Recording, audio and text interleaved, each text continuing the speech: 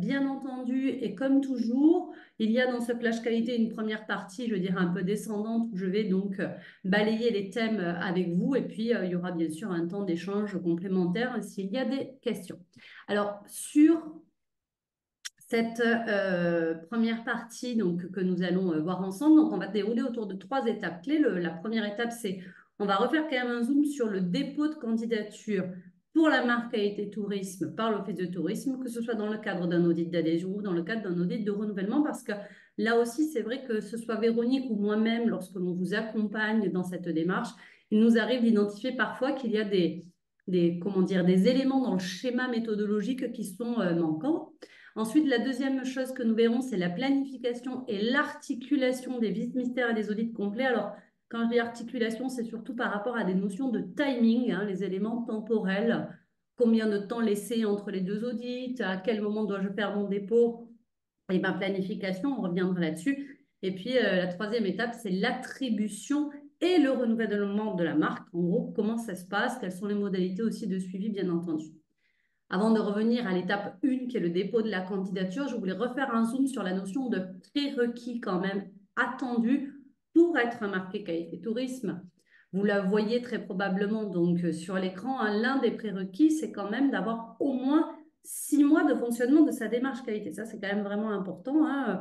N'oubliez pas qu'en effet, que ce soit lors des visites mystères ou lors de l'audit complet, on attendra à trouver une traçabilité, donc des éléments de preuve, sur minimum 6 mois, montrant bien que la démarche aujourd'hui est bien effective dans votre office de tourisme.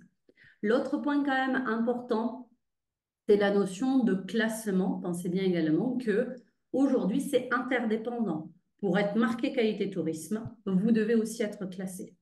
Pour tous ceux qui potentiellement pourraient se poser la question, notamment sur un audit d'adhésion, sachez qu'il y a un format un peu plus souple qui permet en effet de passer sa marque qualité tourisme, puis d'aller vers le classement, hein. Donc là, on a effectivement, on va dire, une disposition qui permet d'obtenir dans les 6 mois suivant la décision d'attribution ou renouvellement de la marque qualité tourisme, le classement. Donc, on peut déposer sa marque, mais même si vous n'êtes pas classé, mais vous n'aurez donc que 6 mois à suivre pour pouvoir être classé.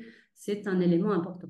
Bien sûr, dans les prérequis, hein, vous devez quand même avoir des audits réalisés par des tiers, des cabines extérieures. Et souvenez-vous, il vous faut quand même minimum 85% de taux de conformité et bien entendu être conforme à l'écoute client. Ça aussi, ce sont quand même les prérequis importants. Parlons maintenant du dépôt de candidature. Le dépôt de candidature, donc un seul dépôt de dossier est fait pour le cycle de 5 ans. Ça, c'était important de revenir là-dessus, hein. Si vous êtes en adhésion, lors de la sélection de votre cabinet client mystère ou au plus tard 1 mois avant la date prévue pour l'audit complet, vous devrez donc faire le dépôt de candidature. On va revenir, pardonnez-moi, sur la manière de déposer. Lorsque vous êtes en renouvellement d'audit, bien sûr, le dépôt doit se faire au plus tard 1 mois avant la date prévue de l'audit complet. Donc ça, vous devez aussi dans votre planification bien le prendre en compte. Et au niveau du dépôt, c'est un dépôt en fait qui se fait donc sur le web, auprès directement d'ADN Tourisme, directement sur son site internet, mais plus spécifiquement, et là j'attire votre attention parce que c'est pas toujours évident, hein, cette articulation, c'est que l'espace de dépôt de candidature se trouve toujours sur l'espace adhérent de l'ancien site de OTF. Du coup, vous pouvez rencontrer parfois des difficultés en vous connectant sur l'espace adhérent ADN. En cliquant, vous voulez accéder à l'espace de dépôt et vous n'y arrivez pas. Donc, dans ces cas-là, soyez rassurés. Vous contactez directement Véronique ou directement potentiellement Céline, hein, mais je pense que le relais se fait pour qu'elle puisse vous attribuer simplement le lien hypertexte vous permettant d'accéder donc à cet ancien adhérent OTF. Je vous l'ai dit parce que vous êtes nombreux à avoir rencontré cette difficulté-là, donc voilà comment procéder. Et en effet, c'est dans des délais aussi à respecter. Donc, c'est le minimum, c'est 1 mois avant l'audit, bien entendu. Mhm. Parlons maintenant de la planification et de l'articulation entre les visites mystères et les audits complets. Allez, ça va un petit peu me cacher, mais peu importe. Je voulais parler d'abord des audits d'adhésion, parce qu'en effet, il y a la possibilité qu'il y ait les audits d'adhésion.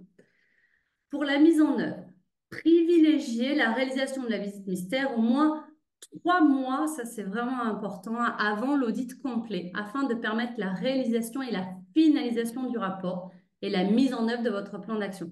Donc, j'insiste sur cette notion de délai de 3 mois, c'est quand même vraiment important qu'il y ait des délais entre les audits. Sinon, en effet, ça pose des problématiques. Un, pour vous. Deux, pour les auditeurs, en effet, parce qu'ils ne peuvent pas accéder à la plateforme. Toujours au niveau des audits d'adhésion, on vous rappelle ici que la visite mystère porte essentiellement sur le bureau principal et sur tout ou partie, bien sûr, des bureaux secondaires, indépendamment de leur durée d'ouverture sur l'année. Vous avez des principes d'échantillonnage d'ailleurs qui sont proposés. Et on n'oublie pas en effet que le bureau principal, c'est le bureau potentiellement qui a le plus de fréquentation touristique, bien entendu. La planification de ces visites mystères doit aussi tenir compte des périodes d'ouverture des bureaux. On doit bien sûr s'assurer qu'ils soient ouverts au moment de l'audit, bien entendu, et faire en sorte, si possible, quand même que ce soit sur une période où il y a quand même un peu de monde là, qui vient à l'office de tourisme. Donc ça, c'est vraiment pour la partie de l'audit d'adhésion en matière de délai. Au niveau de l'audit de renouvellement, qui peut peut-être concerner un peu plus de monde aujourd'hui, en tout cas présent sur ce webcam, pardon. Donc, on réalise l'audit complet à N+5, ça c'est important, par rapport au mois de réalisation du précédent audit complet. Donc, on est bien attentif sur ce point spécifique, c'est que c'est toujours la date d'audit qui est la référence en termes de temps.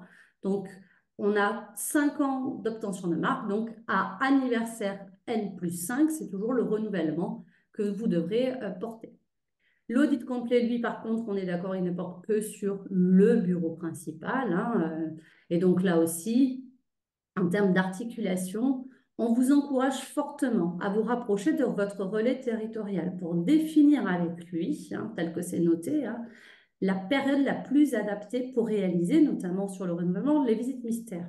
C'est-à-dire à N+5 par rapport à la précédente visite mystère ou plutôt avant l'audit de renouvellement pour mieux articuler et jouer finalement sur la complémentarité des deux audits. Ça aussi, c'est quelque chose peut-être que on peut vous encourager à avoir. Parce que c'est vrai que comme on a potentiellement les deux audits qui peuvent être faits sur la même année, on pourrait aussi se donner la liberté pour aussi pérenniser et maintenir un peu plus la dynamique de votre marque et en concertation avec le relais territorial, de définir que les audits visites mystères pourraient, par exemple, pourraient être sur à N+2,5 ou N+3 et puis en effet faire l'audit complet à N+5.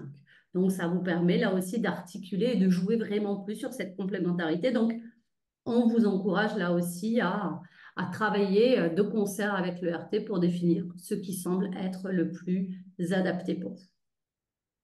Parlons maintenant des services complémentaires. Je ne sais pas si c'est bien visible, ça me paraît un peu petit. Si je ne dis pas d'erreur, c'est un peu petit. Ouais. Alors attendez, hop, je vais faire comme ceci. Non, ça ne marche pas plus. Ah ben voilà, comme ceci, c'est bien.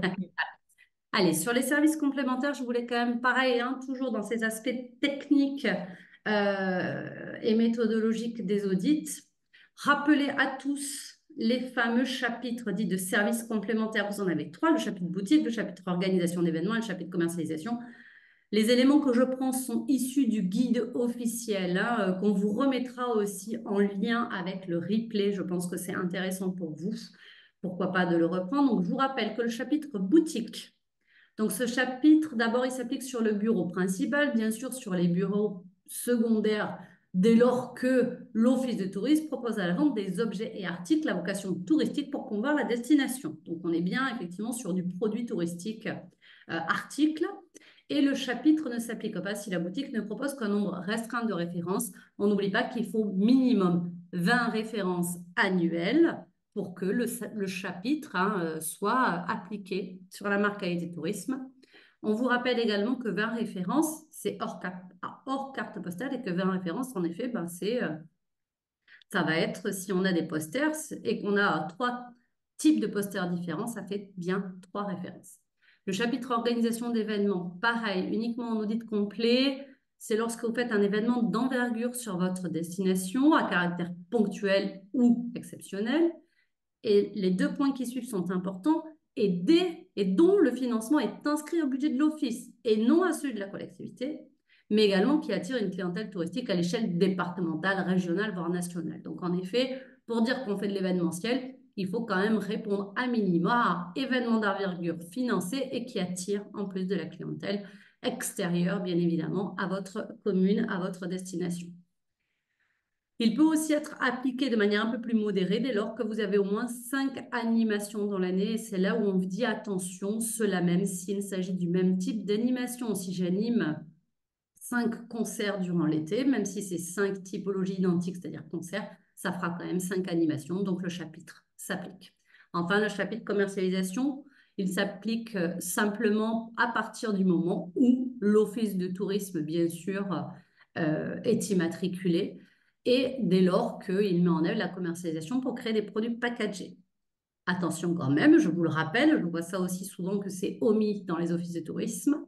On peut aussi appliquer le chapitre de commercialisation dès lors que la vente de billetterie pour des prestations locales ou des visites guidées de l'office de tourisme propose plus de 15 références de billets annuels. C'est-à-dire que si vous avez un service billetterie avec de la vente de tickets, visites guidées, prestations locales, dès lors qu'il y a plus de 15 références de billets annuels, alors en effet, il faudra aussi intégrer le chapitre commercialisation à votre dynamique de démarche de progrès.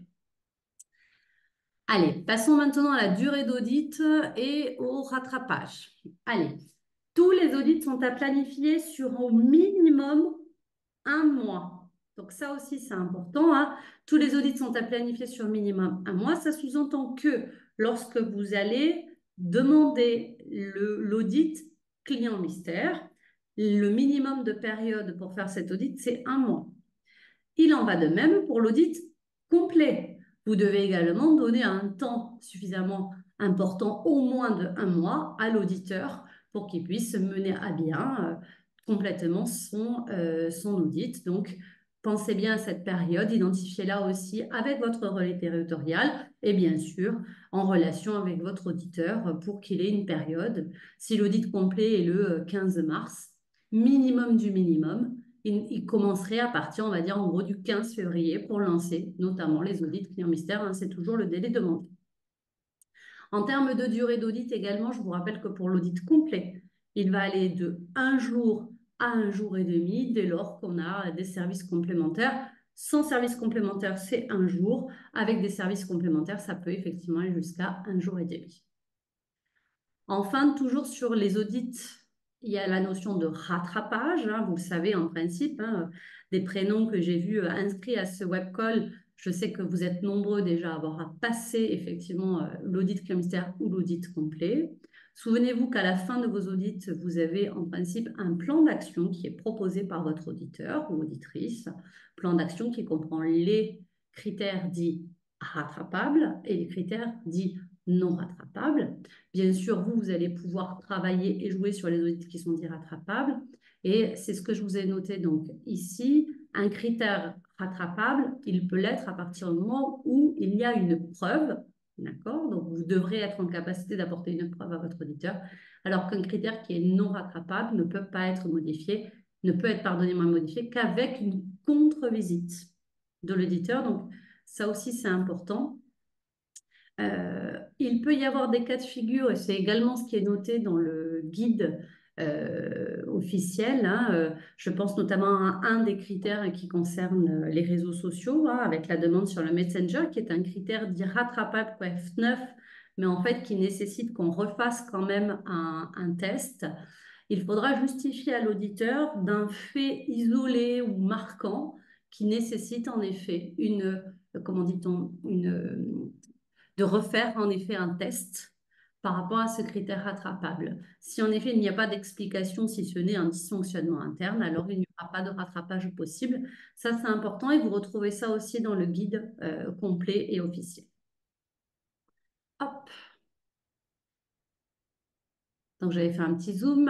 Hop, je reviens maintenant sur attribution et renouvellement. Hein, je vous ai dit, c'était très technique, très méthodologique. Hein. Une fois qu'on a passé ces audits, on arrive donc sur un principe. Il y a trois décisions, effectivement, trois types de décisions, pardonnez-moi, qui sont possibles, que ce soit en adhésion ou en renouvellement.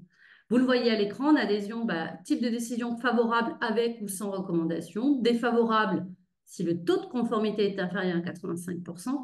Et il peut aussi y avoir ce qu'on appelle un ajournement, c'est-à-dire concrètement que au niveau de la Direction générale des entreprises, la DGE, et de concert avec ADN Tourisme et bien sûr votre relais territorial, à ce moment-là, on peut ajourner la décision et laisser à l'Office de tourisme la possibilité d'apporter des correctifs complémentaires. On l'a eu vu, ça a pu arriver hein, sur des dysfonctionnements importants, notamment au niveau de l'accueil, mais expliqués par divers bouleversements, je dirais, dans l'Office. L'ensemble de ces décisions se retrouve également, pensez-y bien, dans votre plateforme nationale. Hein. Vous avez votre code d'accès, vous avez une rubrique qui s'appelle Commission.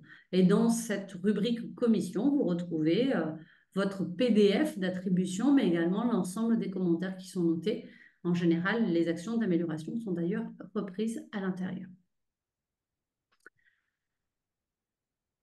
On a ensuite un élément important toujours dans notre approche méthodologique, c'est ce qu'on appelle le suivi intermédiaire. Hein. Donc là, dans mon approche méthodologique, vous avez donc obtenu, renouvelé la marque Qualité Tourisme et vous avez quand même quelques obligations en matière de suivi intermédiaire. Donc je vous les ai notées ici.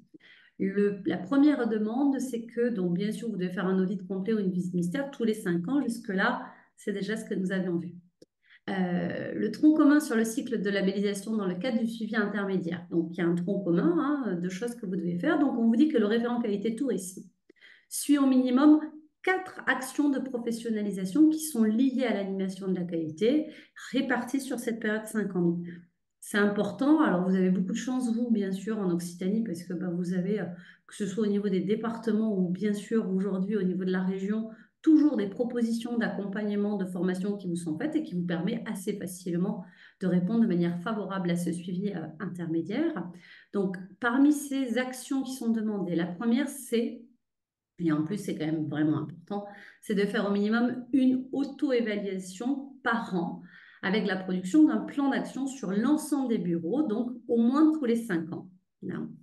Et ce, si possible, avant l'audit à blanc ou la journée d'accompagnement conseil, on reviendra là-dessus. Donc, là aussi, pareil, vous avez sur votre plateforme qualité tourisme au niveau des GE la possibilité de créer ce qu'on appelle une auto-évaluation et donc de remplir cette auto-évaluation pour définir où vous en êtes et vous permettant ainsi d'avoir votre plan d'action annuel pour, là aussi, rester, on va dire, dans cette approche qualitative. Donc, ça, on vous encourage vraiment à le faire. Alors, dans le cadre du suivi, cette auto-évaluation, d'un point de vue méthodologique, elle est demandée au moins une fois dans le cycle des 5 ans. Bien entendu, que ce soit Véronique ou moi-même, nous vous recommandons de le faire tous les ans, parce que c'est quand même hein, une notion de suivi du projet.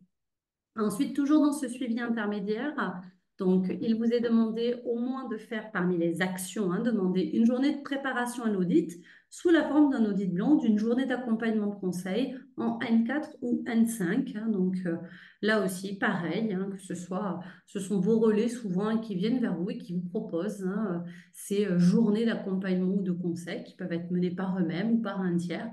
Ce sont des actions qui sont en attendant plutôt attendues par rapport à ça. Ça, ce sont donc les actions que vous avez à mener au cours effectivement du cycle de 5 ans et bien sûr entre les différents audits. Je vous rappelle donc que l'ensemble de ces documents sont accessibles en fait sur le document que je vais vous montrer à l'écran si j'y arrive. Si j'arrive à le faire, pardonnez-moi, mais je vais faire comme ça. Je vous demande un petit instant. Hop.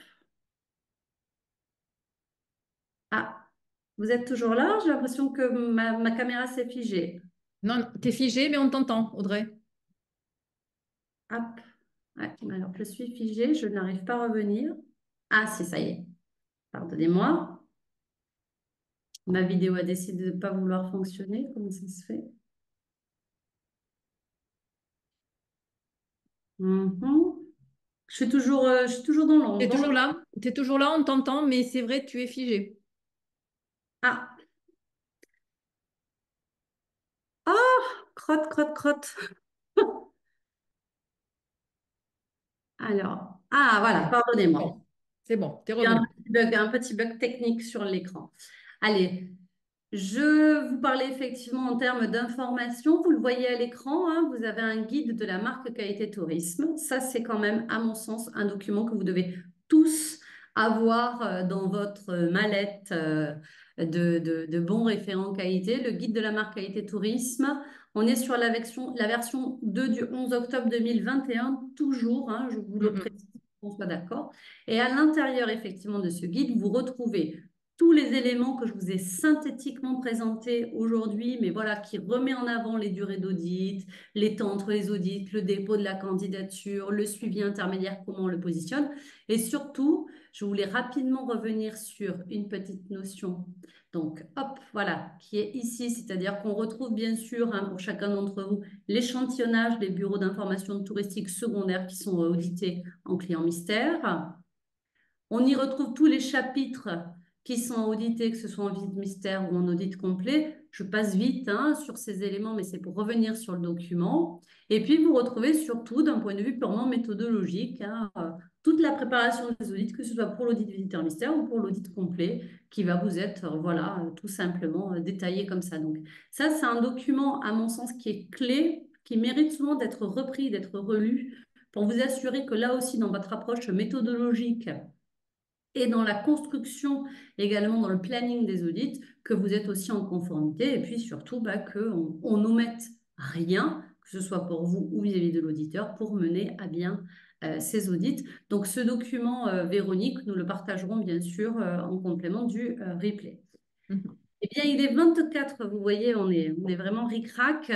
Il nous reste donc en effet 5 petites minutes pour poser des questions, bien entendu pour ceux qui souhaitent et qui auraient éventuellement des questions sur cette articulation et sur cette approche purement technique et méthodologique.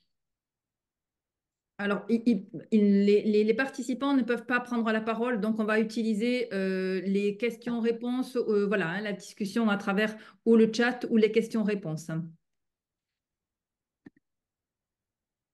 Tout est très clair, Audrey, vraiment. Donc, comme l'a précisé Audrey, c'est vrai que donc au niveau de l'Occitanie, on a une organisation et un maillage territorial qui fait que vous avez des relais territoriaux. Si le relais territorial n'est pas en capacité de répondre, bien évidemment, on est là au niveau régional. Et donc, moi, je travaille bien évidemment avec le ADN Tourisme et notamment Céline G au niveau de la commission qualité nationale. Donc, je vous invite bien évidemment à la moindre hésitation, le moindre, pas souci, mais de revenir vers moi et, ou votre relais territorial, bien évidemment, qui est à votre entière disposition pour trouver les réponses à vos questions. Mais effectivement, tout ce que nous a rappelé Audrey aujourd'hui est important. Donc, on va remettre effectivement ce guide qui rebalaye, même si c'est de 2011, rebalaye l'ensemble des obligations par rapport à se dérouler et cette alternance client mystère, audit complet, c'est vrai qu'on est la seule filière à avoir ces deux audits. Je vois deux Est-ce questions qui sont arrivées. Je vois une question de Gisèle sur le site internet. Est-il audité pour la visite mystère? La réponse est oui, Gisèle. Le site internet, voire les sites internet d'ailleurs, sont audités lors de la visite mystère et également lors de l'audit complet d'ailleurs, hein, dans les deux cas. Ce qui est audité, c'est l'ergonomie, l'attractivité et la présentation du site internet. C'est vraiment le premier critère. Ce qui est audité aussi, bien sûr, c'est le fait que le site soit ou pas en langue étrangère au regard de son classement, mais également tout ce qui concerne le référencement du site internet. Et là, c'est pareil, hein. Si vous regardez bien la grille, l'auditeur a un cadre qui lui est fixé qui dit que pour vérifier le référencement, par exemple, de vos sites internet, il doit taper dans des moteurs de recherche. Que faire sur, que visiter à, et c'est ce qui lui permet de l'identifier. Donc la réponse est oui. Nathalie nous demande si certains axes allaient changer dans le référentiel. Alors, il va y avoir des évolutions en 2024 sur le référentiel, en effet. Je pense qu'il est encore un peu prématuré d'en parler parce que pour l'instant, rien n'est, on va dire, officiel, mais il va y avoir en effet quelques critères complémentaires qui devraient voir le jour sur 2024 et bien entendu, votre relais vous fera les retours sur ces évolutions. Soyez cependant rassurés, tout va bien se passer. Marie nous dit, l'audit complet se fera sur le bureau principal ou sur tous les bureaux? L'audit complet il se fait sur le bureau principal, en fait, hein, vraiment que sur le bureau principal. Donc, celui que vous avez défini comme étant celui ayant la plus forte fréquentation en principe touristique, hein. Je pense, Marie, que chez vous, c'est celui d'ailleurs de Revel, hein, si je ne dis pas de bêtises, hein, voilà, oui, hein, voilà. Sachant que pour les autres, on peut aussi avoir le bureau principal, c'est-à-dire le bureau qui accueille le public, la clientèle, qui ne se trouve pas au même endroit que ce que je vais appeler les bureaux administratifs, là où on va retrouver la direction et les autres services. Donc, ce qui fait qu'on aura une partie de l'audit qui sera dans les bureaux administratifs pour tout ce qui est promotion, communication, pour tout ce qui va être management, engagement. Et puis après, bien sûr, une visite sur le bureau principal pour vérifier là aussi le fonctionnement de l'accueil, de la boutique, etc. Laurence nous demande les BIT mobiles et où les annexes sont-ils audités en visite mystère? Alors, sur la visite mystère, en effet, on a ce qu'on appelle, je vais reprendre comme ça, je vous dis exactement la manière dont c'est exprimé. Donc, voilà. Au niveau des bureaux d'information touristique secondaires, donc les BIT hors les murs sont bien concernés, hein, si c'est bien la question, hors les murs, à l'exception des triporteurs. Ça, c'est pas audité, les triporteurs. Les accueils également qui sont hors les murs et qui seraient réservés à une clientèle dont l'accès est interdit aux personnes extérieures, par exemple dans une résidence de tourisme. Et aussi tout ce qui est point d'information, de documentation et qui ne propose que la simple mise à disposition d'informations. Donc, ça veut dire que Laurence, par exemple, je ne sais pas ce que vous avez comme BIT mobile, mais on voit par exemple ce qu'on appelle des OT trucks aujourd'hui. Voilà. Par exemple, si vous avez un OT truck, alors l'OT truck, bien entendu, devra rentrer dans le cycle de la visite mystère. Si on accueille un accueil hors les murs, tous les lundis, on fait un accueil sur le marché, par exemple, avec un système d'accueil qui peut donner de la documentation ou autre, un desk, un stand, il rentrera également, bien entendu, dans le champ de l'audit client mystère, hein. Donc, oui, les BIT hors les murs sont audités. Vous avez quand même quelques exceptions si, en effet, il est tout le temps en mouvement ou tout simplement si celui-ci n'est pas accessible à tous. Voilà. Je crois qu'en effet, on a répondu à Laurence. Je ne sais pas s'il vous reste des questions ou si c'est tout bon pour chacun d'entre vous. Juste en complément par rapport à tout ce que vient de nous dire Audrey, je vous rappelle qu'au niveau du CRT, on a des dispositifs tutorés avec l'enseignement supérieur pour faire des dispositifs écoute client sur la base du volontariat. Donc, tous les offices de tourisme qui sont volontaires pour être testés par les étudiants, que je forme, si vous voulez, à cette technique de client mystère par téléphone, sur le mail, sur les réseaux sociaux et sur les formulaires de contact. Ça vous fait des indicateurs de suivi et de performance. Et surtout, c'est un entraînement et surtout, c'est des indicateurs tout au long de l'année. Donc, c'est un dispositif qui est gratuit, c'est un dispositif qui est à votre disposition. Et donc, je vous invite vraiment à en profiter. Ce n'est que du plus. Voilà. Sur ce, si encore une question. Que faut-il mettre exactement sur l'historique des révisions? Alors Marie, sur le tableau, effectivement, donc j'imagine que vous avez encore un tableau des documents applicables. Alors, là aussi, hein, voilà, ce mot n'est, tout le monde ne l'a pas forcément hein, mis en place et il n'y a plus la demande d'avoir un tableau aussi officiel, hein, on doit juste bien gérer sa doc. Mais si on a effectivement pour l'historique des révisions, il faut simplement noter potentiellement la date à laquelle on a révisé le document et on peut aller jusqu'à exprimer bien entendu la raison de la modification faite. Donc là, Marie, ça mériterait presque un webcam rien qu'à lui sur effectivement cette historique. Mais déjà, un minimal historique, c'est voilà, au moins mettez la date à laquelle vous avez révisé vos documents. Et c'est vrai que dans l'idéal, ce serait aussi de notifier en quoi a procédé cette révision, en fait, hein, tout simplement. J'espère que c'est plus clair pour vous.